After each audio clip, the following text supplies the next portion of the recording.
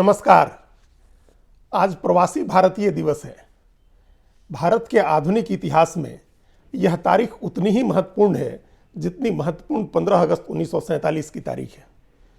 9 जनवरी 1915 को महात्मा गांधी दक्षिण अफ्रीका से लौटे थे। वो बॉम्बे में, जो आज का मुंबई है, वहाँ समुद्र तट पर उतरे थे और उस दिन से भारत की आज़ादी की लड़ाई की पूरी दिशा बदल गई और इतिहास में एक बड़ा बदलाव शुरू हुआ, जिसकी अंत परिणति 15 अगस्त 1947 को भारत की आज़ादी थी। तो 9 जनवरी 1915 को महात्मा गांधी के वापस लौटने की याद में हर साल 9 जनवरी को प्रवासी भारतीय दिवस मनाया जाता है। महात्मा गांधी को किसी ने पहला गिरमिटिया कहा, वो पहले महत्वपूर्ण प्रवासी कहे गए और जब भारत लौटे तो उन्होंने आज़ादी की लड़ाई की वो बुनियाद रखी जिस पर आज के हिंदुस्तान की इमारत खड़ी है। तो इस लिहाज से यह बेहद महत्वपूर्ण तिथि है और इस मौके पर जब प्रवासी भारतीय दिवस का आयोजन होता है भारत में, तो दुनिया भर में जो प्रवासी हैं, जो भारतीय मूल के लोग हैं, जो पूरी दुनिया में भारत का परचम लहरा रहे हैं अपनी सफलता से, अपनी मेहनत से, अपनी साधना से, अपनी तपस्या से और अपने ज्ञान से, वो सब आते हैं। उनमें से बड़ी संख्या में लोग आते हैं। जैसे इस बार इंदौर में जो प्रवासी भारतीय सम्मेलन हो रहा है, उसमें 3200 प्रवासी भारतीय हिस्सा ले रहे हैं। भारतीय मूल के जो लोग दुनिया के दूसरे देशों में राष्ट्राध्यक्ष हैं, प्रधानमंत्री हैं, राष्ट्रपति हैं, वो भी इस सम्मेलन में शिरकत करते हैं।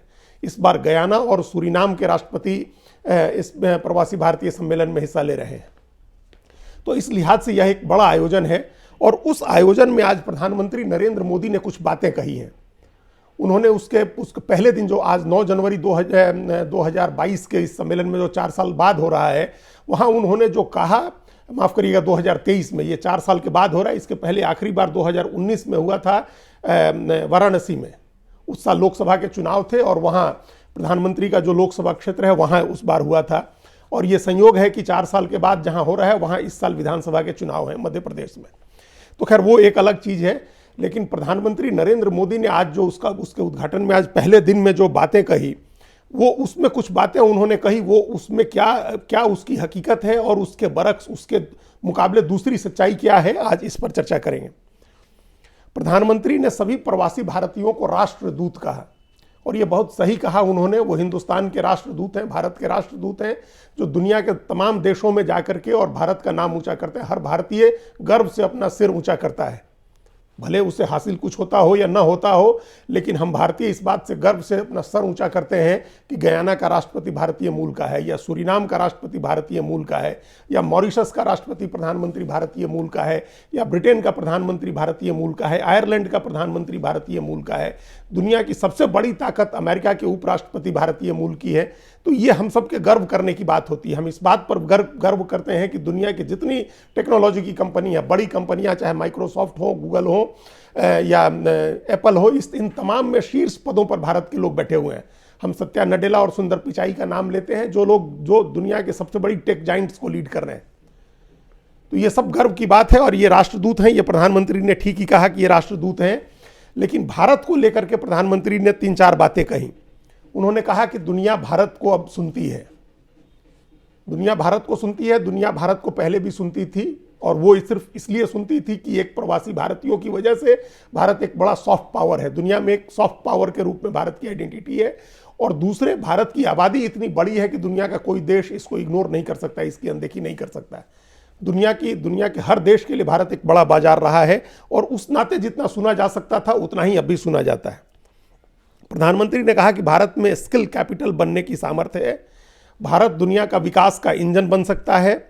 उन्होंने कहा कि भारत में सक्षम युवाओं की तादाद है जिनके पास स्किल है और वैल्यूज हैं।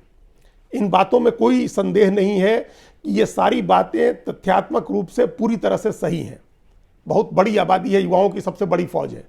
आज भारत की 66% आबादी 35 साल से कम उम्र के लोगों की है और ये हमारी बहुत बड़ी ताकत हो सकती है, लेकिन असल में है नहीं, क्योंकि इस बड़े जो मानव संसाधन है उसका इस्तेमाल करने की हमारे यहाँ कोई नीति नहीं है। हमारे पास कोई साधन नहीं है, कोई तरीका नहीं है जिससे इसका पॉजिटिव इस्तेमाल हो सके। उनमें स्किल डेवलपमेंट करने की जो ज़रूरत है, जिस तरह से उनको बेहतर शिक्षा देने की ज़रूरत है, उनमें कौशल का विकास करने की ज़रूरत है, वो भी हमारे यहाँ नहीं है। ज़्यादातर अकुशल मजदूर हैं जो सिर्फ मजदूरी करते हैं, मामूली मामूली वेतन पर, प्रति घंटे एकदम मामूली दर पर वो मजदूरी करते हैं। ये ये सच्चाई के बरक्स अब दूसरी हकीकत पर नज़र डालें। दूसरी हकीकत ये है कि दुनिया में प्रवासी भारतीयों की संख्या लगातार बढ़ती जा रही है। एक तरफ तो हम अपने प्रवासियों की तारीफ कर रहे हैं, उनका हम स्वागत कर रहे हैं, उनमें उनको राष्ट्रदूत बता रहे हैं और उनसे बड़ी उम्मीद लगाए हुए हैं कि वो भारत के विकास में हिस्सेदार बनेंगे, साझीदार बनेंगे। और दूसरी तरफ ये स्थिति है कि भारत के नागरिक हर साल बड़ी संख्या में भारत की नागरिकता छोड़ करके दुनिया के दूसरे देशों की नागरिकता ले रहे हैं। ये एक आंकड़ा है, एक तथ्य है कि हर दिन कोई 500 आदमी भारत की नागरिकता छोड़ रहा है। सोचिए, एक दिन में 500 आदमी भारत की नागरिकता छोड़ रहा है। एक साल में औसतन 1,80,000 लोग भारत की नागरिकता छोड़ दे रहे हैं। पिछले 11 साल में कोई 16 लाख लोगों ने भारत की नागरिकता छोड़ी है और दुनिया के दूसरे देशों की नागरिकता ली है। ये सभी 16 लाख लोग हाई इनकम ग्रुप के लोग हैं, हाई एजुकेशनल बैकग्राउंड वाले लोग हैं, बहुत समृद्ध सम्रांत परिवार से आने वाले लोग हैं। इसमें पेशेवर प्रोफेशनल्स हैं जिन्होंने तकनीक की शिक्षा हासिल की है, या बड़े कारोबारी हैं। 7,000 लोग ऐसे हैं एक साल में जो इस साल पिछले जिन 7,000 लोगों ने, मतलब जिन 1,80,000 लोगों ने दूसरे देशों की नागरिकता ली है, उनमें 7,000 लोग ऐसे हैं जिनका कुल टोटल नेटवर्थ 8,000 करोड़ रुपए का है। तो ऐसे हाई नेटवर्थ वाले लोग हैं, जो हाई इनकम ग्रुप के लोग हैं, जो हाई प्रोफेशनल क्वालिफिकेशन वाले लोग हैं, वो भारत की नागरिकता छोड़ रहे हैं। अब सोचें, अगर भारत को दुनिया के विकास का इंजन बनना है तो ये दोनों चीजें एक साथ कैसे हो सकती हैं कि जो भारत को विकास का इंजन जो लोग बना सकते हैं वो देश छोड़ करके जा रहे हैं। जो खूब पढ़े लिखे लोग हैं, जिनके पास पैसे हैं, जो संपन्न हैं, वो लोग दुनिया के दूसरे देशों की नागरिकता ले रहे हैं। और उसमें से अधिकतर लोग अमेरिका की नागरिकता ले रहे हैं। उसके बाद उनकी पसंद कनाडा है, ब्रिटेन है और ऑस्ट्रेलिया है। ये 4 देश सबसे ज़्यादा पसंद के देश हैं जहां भारत के लोग जाकर के नागरिकता ले रहे हैं। वहां जाकर के वो बस जाएंगे, वहां की नागरिकता ले लेंगे, फिर भी किसी न किसी काम आएंगे भारत के। लेकिन अगर वो शक्ति जो है, वो वर्ग जो छोड़ करके जा रहा है, अगर भारत में रहता तो सोचें भारत की तरक्की में उसका कितना योगदान हो सकता था। इसलिए इस बात पर ज़्यादा गंभीरता से विचार करने की ज़रूरत है कि भारत की जो इन्फ्लुएंशियल आबादी है, जो हाई इनकम ग्रुप के लोग हैं या हाई एजुकेशनल क्वालिफिकेशन के लोग हैं, वो क्यों देश छोड़ रहे हैं। पिछले दिनों जो सर्वे हुए हैं, 2 कम से कम सर्वे हैं जिनका जिक्र किया जा सकता है, उसमें उन्होंने लोगों से पूछा है कि क्या कारण है कि वो भारत की नागरिकता छोड़ रहे हैं और क्यों इन 4 देशों की नागरिकता पर उनका ज़्यादा जोर है, अमेरिका, कनाडा, ब्रिटेन और ऑस्ट्रेलिया। उससे एक तस्वीर बनती है। इन लोगों का कहना है कि वो बेहतर भविष्य की तलाश में दूसरी जगह जा रहे हैं, भारत छोड़ रहे हैं। उनको भारत में अपना बेहतर भविष्य नहीं दिख रहा है। उनको ये नहीं लग रहा है कि उनका और उनके बच्चों का कोई भविष्य भारत में है। दूसरी बात जो उन्होंने कही वो ये है कि अपने वित्तीय रूप से स्वायत्त होने के लिए, स्वतंत्र होने के लिए या अपने को आत्मनिर्भर बनाने के लिए वो भारत छोड़ रहे हैं। यानी आर्थिक रूप से, बहुत कमाई के लिहाज से भी उनको भारत बहुत उपयुक्त नहीं लग रहा है और वो दूसरे देशों में जा रहे हैं। जो वो एक तरह का सुकून चाहते हैं, शांति चाहते हैं, आर्थिक रूप से वो कोई परेशानी में नहीं रहना चाहते हैं, इसके लिए वो लोग जा रहे हैं। उसके बाद और कई बातें कही उन्होंने, लाइफ स्टाइल की बात कही उन लोगों ने, हेल्थ केयर सिस्टम की बात कही उन लोगों ने, और सबसे बड़ी बात कही सुरक्षा को लेकर के। उन्होंने कहा कि वो अपने और अपने परिवार की सुरक्षा के लिहाज से वो लोग भारत छोड़ रहे हैं और दुनिया के दूसरे देशों को चुन रहे हैं। उन्होंने ये भी कहा कि उनके पास अवसर नहीं है भारत में तरक्की करने के, एक सर्टेन लिमिट के आगे विकास करने के अवसर नहीं है उन लोगों के पास। ऐसा 1,80,000 लोग हर साल कह के और भारत की नागरिकता छोड़ रहे हैं। ये कोई 1 आदमी, 2 आदमी, 5 आदमी की बात नहीं है कि इसको खारिज कर दिया जाए कि उसकी कोई एक सर्टेन पॉलिटिकल आइडियोलॉजी होगी जिसकी वजह से वो ऐसी बात कह रहा है। 1,80,000 लोग हर साल, पिछले 11 साल में 16 लाख लोगों ने भारत की नागरिकता छोड़ी है और दूसरे देशों की नागरिकता ली है जाकर के। तो ये कोई मामूली बात नहीं है। इस बात पर जो उनके कंसर्न है, जो अवसर की बात है, उन्होंने कहा कि अवसर नहीं है भारत में। और जबकि दुनिया के दूसरे देशों में, जिन देशों का वो नाम ले रहे हैं, वहां पंख फैला करके और आसमान में उड़ने की आज़ादी है, उनका अवसर है उनके पास। उनका कहना है कि भारत में तमाम ईज ऑफ डूइंग बिजनेस की बातों के बावजूद उनके पास कई तरह की बाधाएं हैं, कई तरह का लाइसेंस परमिट राज है, कई तरह की लाल फीताशाही है, जिसकी वजह से वो यहाँ तरक्की नहीं कर पाते हैं।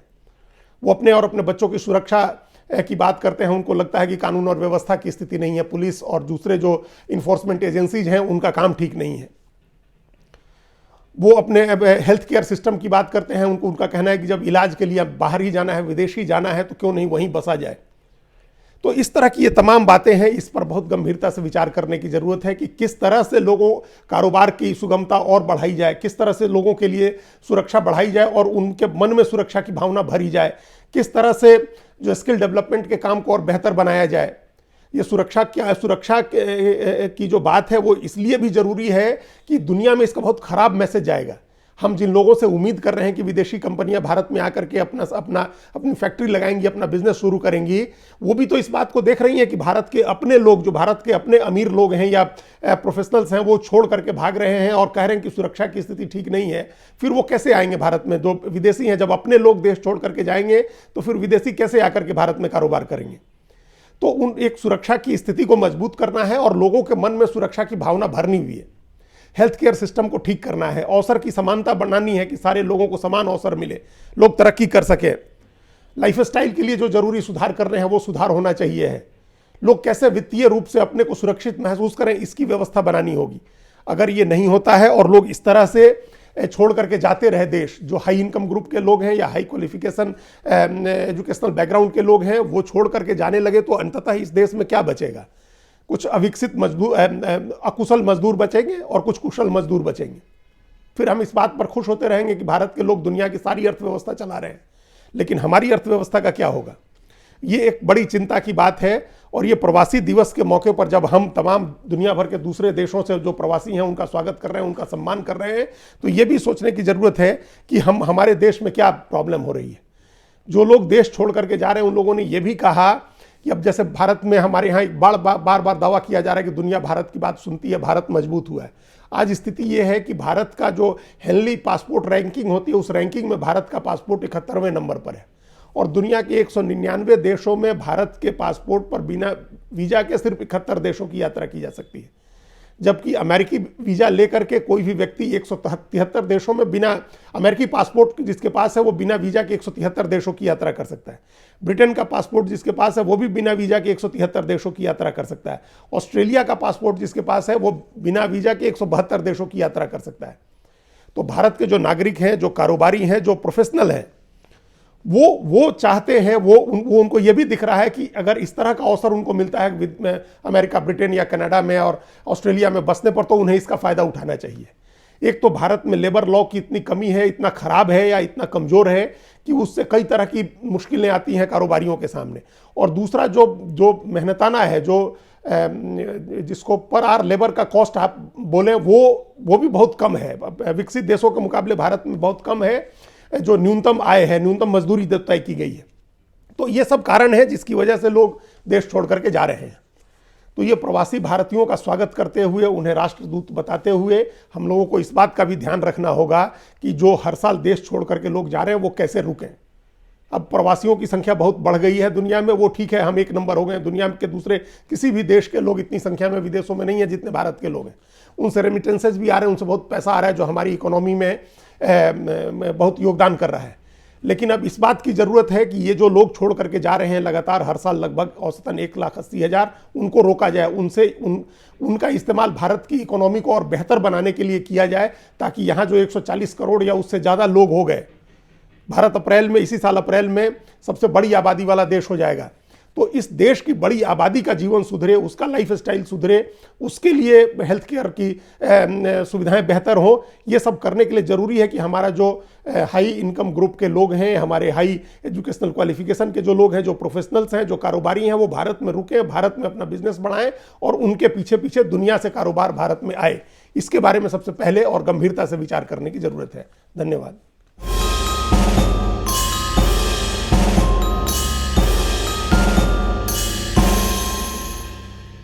कृपया हमारे चैनल के साथ जुड़िए, लाइक कीजिए, सब्सक्राइब कीजिए, बेल आइकॉन जरूर दबाइए।